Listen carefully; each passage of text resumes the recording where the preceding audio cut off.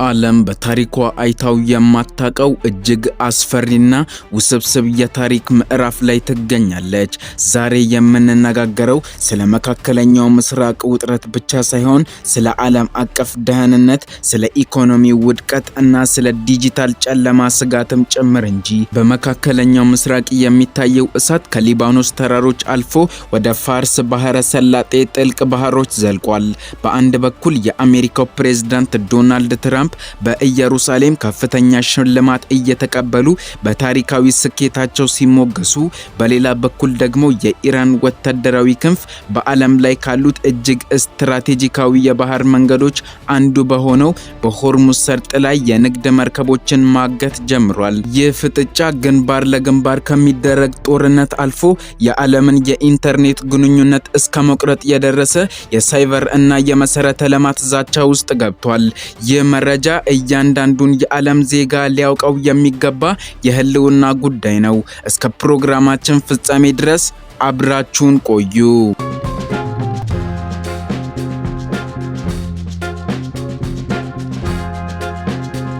በቅድሚያም ወደ መካከለኛው ምስራቅ ስንጓዝ የአሜሪካው ፕሬዝዳንት ዶናልድ ትራምፕ በኢየሩሳሌም ከፍተኛ የክብር ሽልማት እየተሰጣቸው ነው።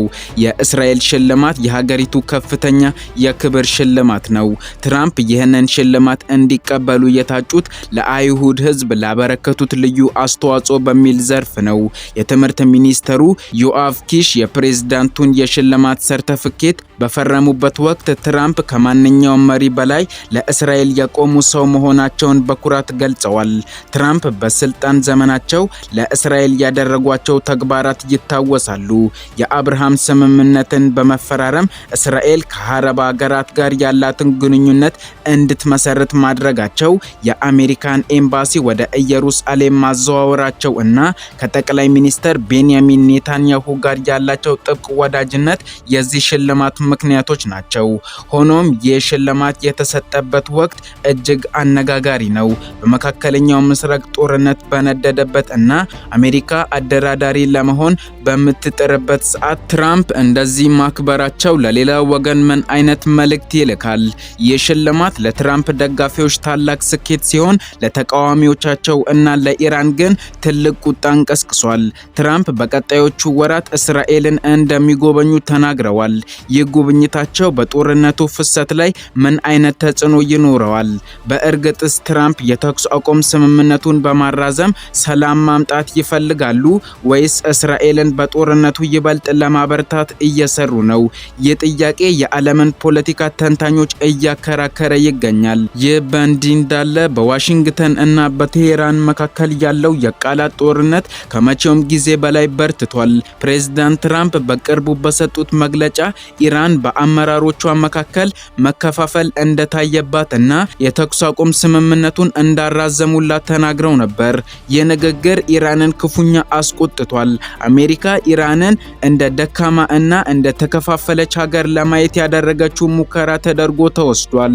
ለዚህ ምላሽ የሰጡት የኢራኑ ፕሬዝዳንት ጽህፈት ቤት የኮሙኒኬሽን ምክትል ኃላፊ መህዲ ታባታቢ ናቸው። ታባታቢ ይህንን የአሜሪካን ወሬ ውሸት እና የፖለቲካ ፕሮፓጋንዳ ሲሉ አጣጥለውታል። በኢራን ከፍተኛ አመራሮች መካከል ያለው አንድነት ከዚህ ቀደም ታይቶ የማይታወቅና አራያነት ያለው መሆኑን ገልጸዋል። ኢራን አሜሪካን የምታየው እንደ ጠላት እና ጉልበተኛ እንጂ እንደ እውነተኛ የሰላም አደራዳሪ አይደለም። ታባታቢ በኤክስ ማህበራዊ ገጻቸው ላይ ባሰፈሩት ጽሑፍ በፍትሃዊነት፣ በክብር እና በምክንያታዊነት ላይ የተመሰረተ የድርድር በር ግን አሁንም ክፍት ነው በማለት ኢራን ድርድሩን እንደማትፈራ ግን ደግሞ ክብሯን እንደማታስደፍር አስታውቀዋል። ይህ የሚያሳየው በሁለቱ ሀገራት መካከል ያለው የዲፕሎማሲ ግድግዳ ምን ያህል የጸና መሆኑንና መተማመን መጥፋቱን ነው። በሌላ በኩል ቃላት ወደ ወታደራዊ እርምጃ ተቀይረዋል። የዓለም ነዳጅ 20 በመቶ የሚጓጓዝባት የሆርሙዝ ሰርጥ አሁን የጦር ቀጠና ሆኗል።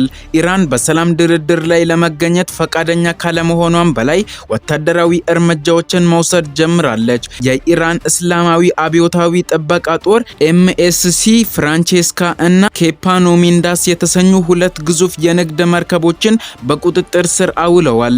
እነዚህ መርከቦች የታገቱት ከእስራኤል ጋር ግንኙነት አላቸው እና የባህር ላይ ገደቦችን ጥሰዋል በሚል ሰበብ ነው።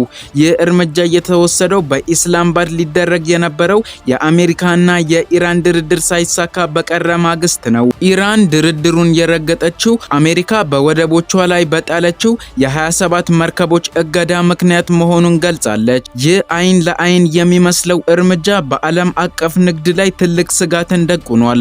በአሁን ሰዓት መርከቦቹ ለተጨማሪ ምርመራ ወደ ኢራን ግዛት ተወስደዋል። በመርከቦቹ ላይ ስላሉት ሰራተኞች ደህንነት እስካሁን የታወቀ ነገር የለም። ይህ ክስተት በባህር ሰርጡ ላይ ያለውን ወታደራዊ ፍጥጫ ያባብሰዋል።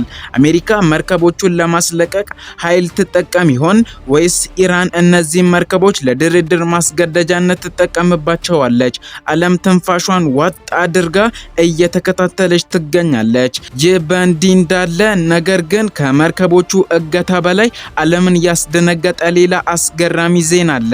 ከኢራን አብዮታዊ ዘብ ጋር ግንኙነት ያለው የታስኒም የዜና ወኪል በፋርስ ባህረ ሰላጤ ስር ያሉ የኢንተርኔት ኬብሎችን የሚያሳይ ካርታ በይፋ አውጥቷል። ይህ ድርጊት ተራ መረጃ ማጋራት አይደለም፣ ይልቁንም ካስፈለገ ዓለምን ከኢንተርኔት እና ከክላውድ አገልግሎት ውጪ እናደርጋለን የሚል ስውር ማስጠንቀቂያ ነው። በአሁኑ ዘመን የኢንተርኔት ኬብሎች የዓለም ኢኮኖሚ የጀርባ አጥንት ናቸው። ባንኮች፣ የጤና ተቋማት፣ ወታደራዊ ግንኙነቶች እና የዕለት ተዕለት ኑሯችን በዚህ ከባህር ስር ባሉ ኬብሎች ላይ የተመሰረቱ ናቸው። ኢራን እነዚህን ኬብሎች ኢላማ ማድረጓ በዓለም አቀፍ ደረጃ የዲጂታል ጦርነት አዲስ ምዕራፍ መክፈቱን ያሳያል። የኢንተርኔት መስመር ከተቆረጠ የሚከተለው ትርምስ ከጦርነት አይተናነስም። ይህ ዛቻ ለምዕራባውያንስ ትልቅ ራስ ምታት ሆኗል። ኬብሎችን በባህር ጥልቀት ውስጥ መጠበቅ እጅግ አስቸጋሪ ነው። ኢራን ይህንን ካርታ ይፋ ማድረጓ በዲፕሎማሲያዊ ድርድሮች ላይ የበላይነት ለማግኘት የምትጠቀምበት የመጨረሻ ካርድ ሊሆን ይችላል። የዓለም ቴክኖሎጂ ኩባንያዎች እና የደህንነት ተቋማት አሁን በዚህ ስጋት ላይ ጥብቅ ክትትል እያደረጉ ይገኛል። በሌላ በኩል የሆርሙዝ ሰርጥ ላይ የታገቱት መርከቦች ጉዳይ የፖለቲካ ዜና ብቻ ሆኖ አይቀርም። ውጤቱ ነገ በእያንዳንዳችን ቤት እና ኪስ ላይ ማረፉ አይቀሬ ነው። የሆርሙዝ ሰርጥ ለዓለም የነዳጅ ፍላጎት የልብ ትርታ ነው። በዚህ ጠባብ የባህር መስመር በየቀኑ በሚሊዮኖች የሚቆጠሩ በርሜል ድፍድፍ ነዳጅ ያልፋሉ። መርከቦቹ በቁጥጥር ስር መዋላቸውን ተከትሎ የዓለም የነዳጅ ገበያ መናወጥ ጀምሯል።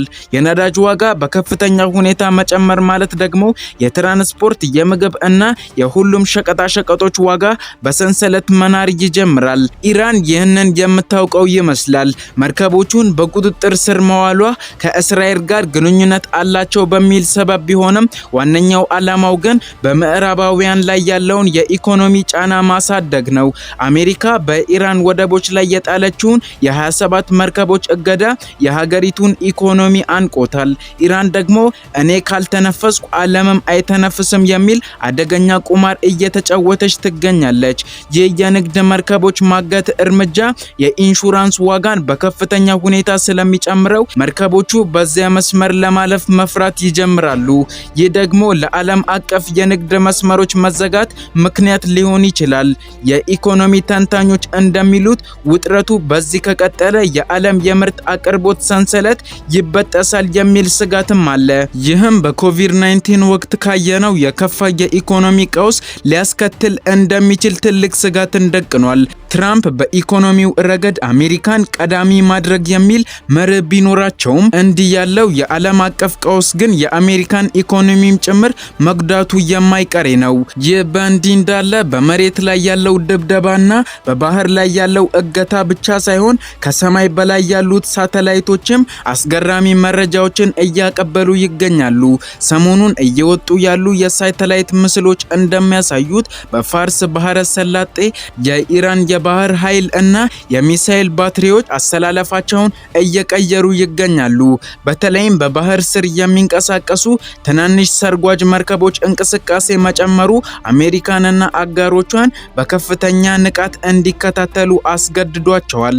እነዚህ ሰርጓጅ መርከቦች በባህር ስር ያሉትን የኢንተርኔት ኬብሎች ለመቁረጥ ወይም ጉዳት ለማድረስ በልዩ ሁኔታ የተገነቡ ሊሆን ይችላል ተብሎ ስጋትን ደቅኗል።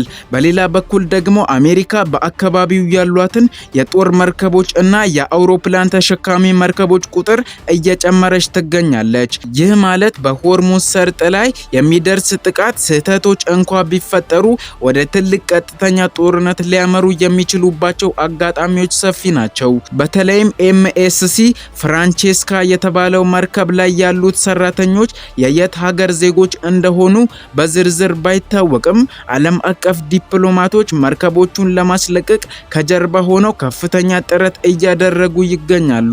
ሆኖም ኢራን መርከቦቹን ለተጨማሪ ምርመራ በሚል ሽፋን ወደ ባህር ዳርቻዎቹ መውሰዷ ጉዳዩ ረጅም ጊዜ ሊወስድ እንደሚችል ማሳያ ነው። ይህ ጊዜ ደግሞ በጦርነቱ ቀጠና ላሉት ሀገራት የጭንቀት ጊዜ ጭምር ነው። የታሪክ ምሁራን እንደሚሉት በሆርሙዝ ሰርጥ ላይ የሚደረግ ማንኛውም ጦርነት አሸናፊ የለውም። ሁለቱ ወገኖች በኢኮኖሚና በወታደራዊ ኃይል ከፍተኛ ኪሳራ እንደሚደርስባቸው ግልጽ ነው። ነገር ግን በፖለቲካው ዓለም ውስጥ ምክንያታዊነት ሁል ጊዜ አይሰራም። ይልቁን ክብር እና የበላይነትን ማሳየት ይቀድማል። ይህ በእንዲህ እንዳለ ይህ ታሪክ እዚህ ላይ ብቻ አያበቃም። በመላው ዓለም ያሉ ሰዎች ይህንን ውጥረት በተለያየ መንገድ እየተመለከቱት ይገኛሉ። በማህበራዊ ሚዲያዎች ላይ የሶስተኛው ዓለም ጦርነት የሚለው ሃሽታግ በከፍተኛ ሁኔታ እየተዘዋወረ ይገኛል። ብዙዎች ኢንተርኔት ቢጠፋ ምን ልንሆን ነው በሚል ስጋታቸውን እየገለጹ ይገኛሉ። ሌሎች ደግሞ ትራምፕ በዲፕሎማሲው ይፈቱታል የሚል ተስፋም አላቸው። ውድ ተመልካቾቻችን ለዛሬ ያዘጋጀንላችሁ ፕሮግራም ይህንን ይመስል ነበር። በየጊዜው ወቅታዊና ፈጣን መረጃዎች እንዲደርሷችሁ ቻናላችንን ሰብስክራይብ እንዲሁም ይህንን ቪዲዮ ላይክ ማድረግ አትዘንጉ እያለን መልካም ጊዜ ይሁንላችሁ።